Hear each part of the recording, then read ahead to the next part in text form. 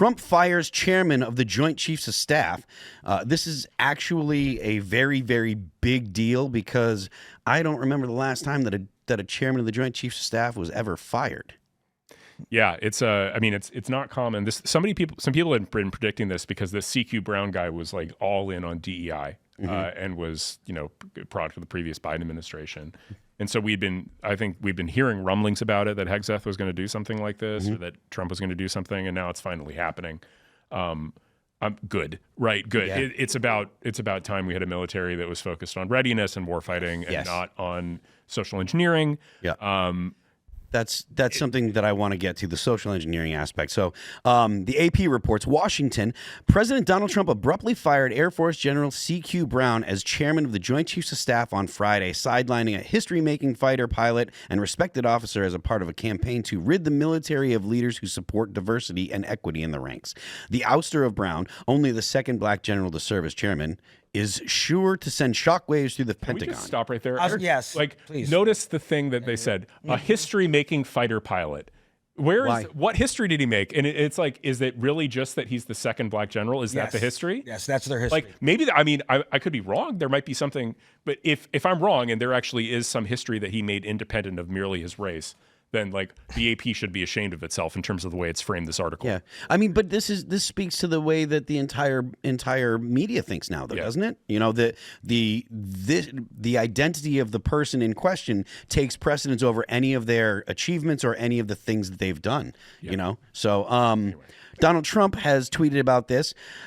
He says, I want to thank General Charles C.Q. Brown for his over 40 years of service to our country, including as our current chairman of the Joint Chiefs of Staff. He is a fine gentleman and an outstanding leader, and I wish a great future for him and his family. Today, I'm honored to announce that I am nominating Air Force Lieutenant General Dan Raisin Kane to be the next chairman of the Joint Chiefs of Staff. That's great. I love it. General Kane is an accomplished pilot, national security expert, successful entrepreneur, and a warfighter with significant interagency and special operations experience.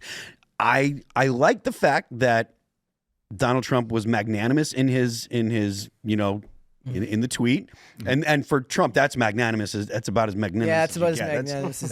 That's heaping on the praise for Donald Trump.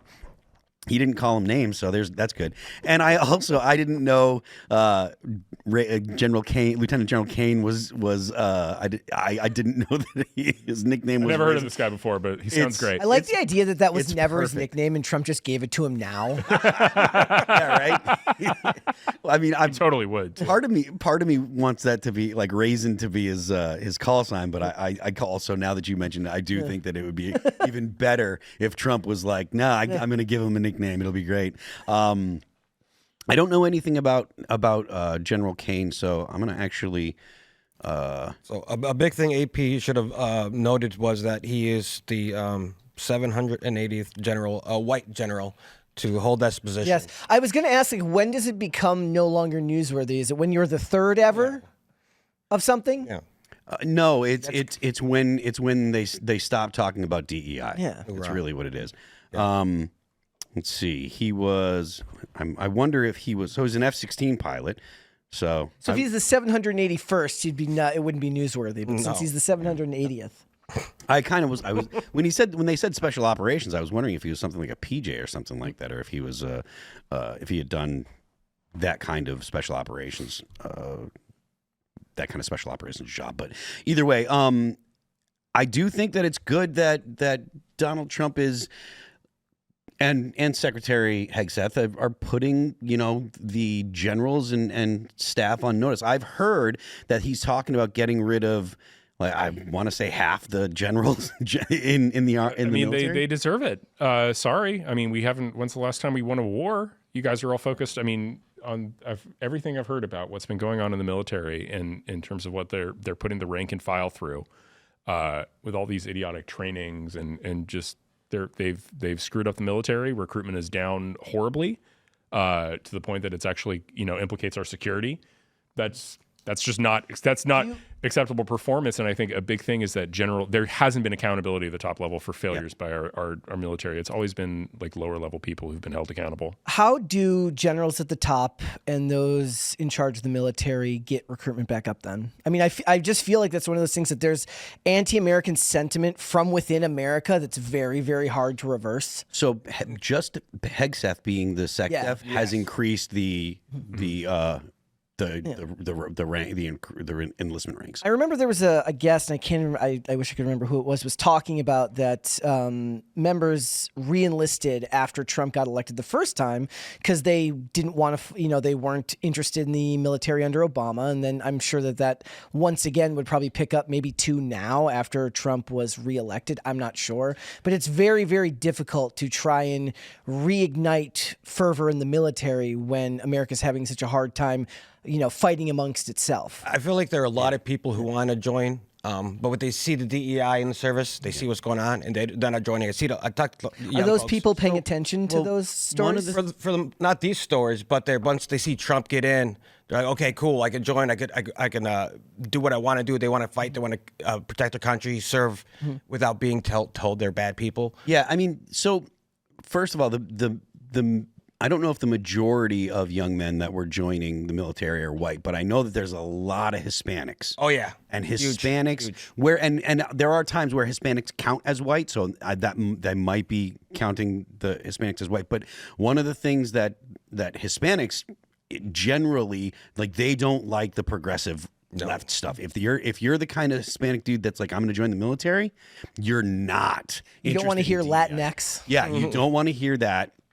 There, the whole machismo thing, like, that's real, and dudes are like, yo, I love my country, I love America, and I love my Latin heritage, but I don't want to deal with this kind of BS. And I think it's very, very good that the current SecDef has made it abundantly clear that these things are changing. And when these kind of stories come out that Donald Trump has fired the top general in the whole military because of his take on DEI, I think that Brett, you'd mentioned, how do we get the recruitment numbers up? This is exactly how. You get a leadership that is friendly to the troops. Hegseth, I guarantee, when Hegseth decided to get up and do PT with the special forces in Germany, he probably got 1,000 men to sign up. 1,000 18-year-olds across the country looked and said,